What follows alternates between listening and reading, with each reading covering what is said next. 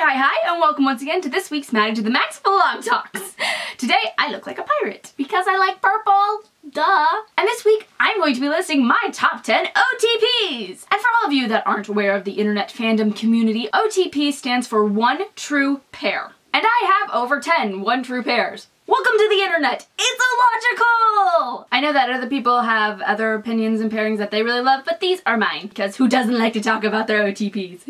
Shall we begin? Number 10. Sakura and Sharon's clones from Tsubasa Reservoir Chronicles. There are 3 different versions of Sakura and Sharon. There are the Cardcaptor Sakura version, there is the Tsubasa version, and then there are the Tsubasa clone versions.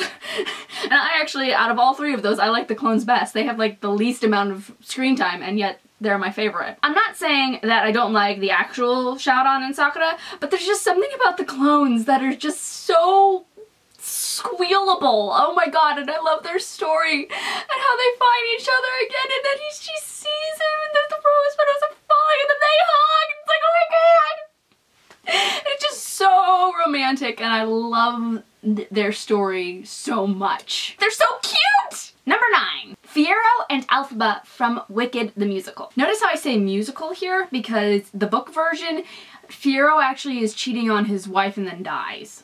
Spoiler alert, by the way. So, not so much with the lovey-dovey. I'm talking about the musical version. I just love this pair because the ugly girl, or what society views as the ugly girl, gets the hot, popular guy. I love it. Just there's something so perfect about this couple. The fact that at the beginning of this show, Fiero is all about the looks, all about doing what's cool and hip and what's perfect together.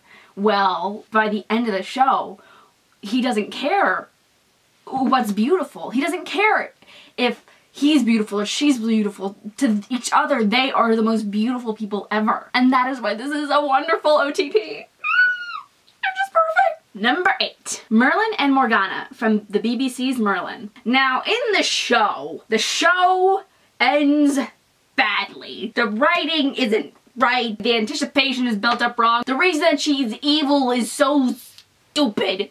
And it's like, seriously, why? It's like, they would be perfect together if he hadn't been such a coward and told her the truth. Come on! Again, fanfiction, save the day. There's this one fanfiction called Throwing Out the Script, which I talked about in my top 10 favorite fanfics, which will be right here if you want to click it.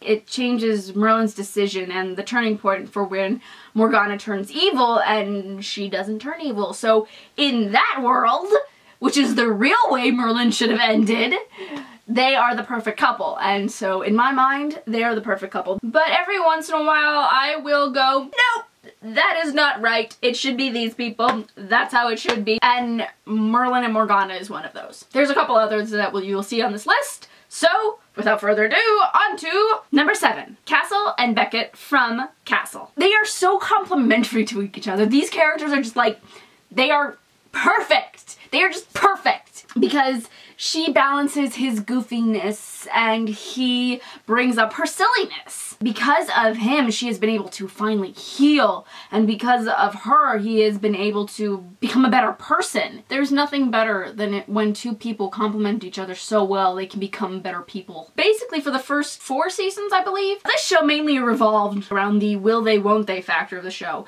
And most shows that revolve around the will they, won't they tend to fall flat when they finally do get together. Castle is not one of those. But I love them. Number 6. The Doctor and Rose Tyler from Doctor Who. Or to be more specific, the 10th Doctor, or 10-2, and Rose Tyler. Now, I say 10-2 instead of 10 because the thing that I love about 10-2 is that Rose gets her happy ending.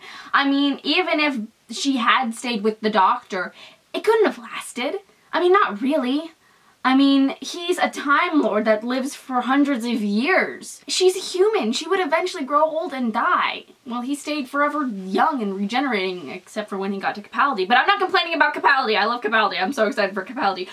Back to 10-2. Because of this story, she gets her human doctor. She gets to grow old and have a family with this doctor. Rose gets her happy ending with 10-2, and I love that. I love that to death. Number 5! Leo and Calypso from Percy Jackson and the Heroes of Olympus. Now, this pair was only introduced in the last book, and I love it! I mean, it's so perfect because when we first meet Calypso, she is with Percy, and honestly, nobody was rooting for her. I don't know anybody that was a Percy Calypso fan. I mean, anybody. I mean, there might be some Percy Rachel fans, but mainly it was Percybeth. So when we first meet her, we can't really like her because it's like, don't come between Percybeth or whatever. But with Leo, since we met him, never had any other ship. I mean, there was a little bit of a love triangle between Hazel and Frank, but that was like it.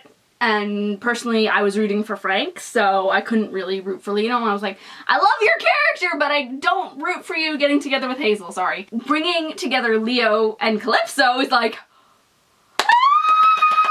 we have the two outcasts. The one that was forever alone, and the one that was forever alone. Together, they won't be alone!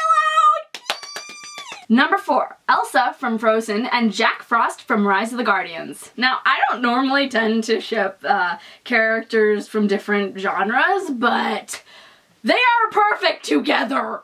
I mean, come on! If there was one person that could fully understand what she was going through and help her control her powers, it would be him. Yes! And I love the fact that most of the internet is behind me on this, so I have lots of lovely Jelsa fan art that I can just squeal over, and I want it. I have never wanted DreamWorks and Disney to come together so badly before. I want them to get together and have little frozen babies! Number 3. Haru or Duck, depending on which version you watch, and Fakir from Princess Tutu. For the first half of the show, you get this kind of generic kind of storyline. You have the shy little girl getting superpowers and saving the day. We have the evil princess trying to get the guy. We have the good-hearted, pure soul prince. We have the rough thug that is trying to protect him. We've done most of these before, but during the second arc of Princess Tutu, all the roles pretty much change. Throughout the first half, you think Haru or Duck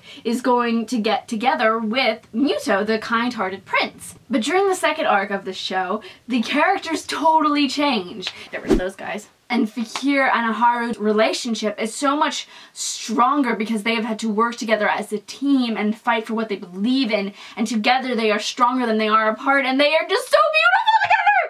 Number 2, Rumpelstiltskin and Belle from Once Upon a Time. Okay, with Once Upon a Time, I do not care about Snow White and Prince Charming. Don't care. I don't care who Emma chooses, if it's Hook or Neil. I don't care. I don't care about any of those. I care about Rumpelstiltskin and Belle throughout the entire first season. He is just big bad Rumpelstiltskin.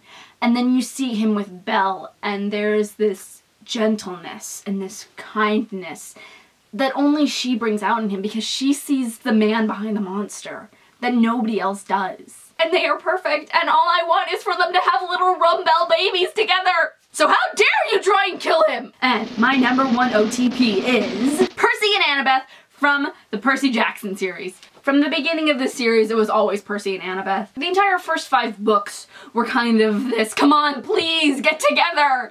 And then they finally got together, and then they were torn apart, and then they were thrown into hell together, and they had to fight and struggle through the ways through that. I mean, they have known each other since they were like 11 or 12, and they have fought monsters and demons and gone on adventures, and they know each other so completely and utterly. There's no other possible way that they can possibly end. And it's like, and there's like, oh my god, but oh my god, and it's like, oh my god. I know I'm not being very descriptive right here, but they are perfect. They are soulmates in every way that soulmates should be. Not just, I saw you across the room and I loved you. It was the, we are perfect together because we know each other so well, and I would literally go through hell for you. There is no stronger pair than that! Please don't kill them! Please don't kill them! My heart, I'm feeling the love! I'm feeling the love! So those are my top 10 OTPs. What are some of yours? Let me know in the comments below. Don't forget to subscribe. Check out some of the previous vlogs. And if you like this top 10 list, then check out the previous one right underneath me right there. That is my top 10 favorite fanfics list. So from now until next week, don't forget to keep smiling. Okay, I'm gonna go now that I am in this absolute haze of love and romance. Bye!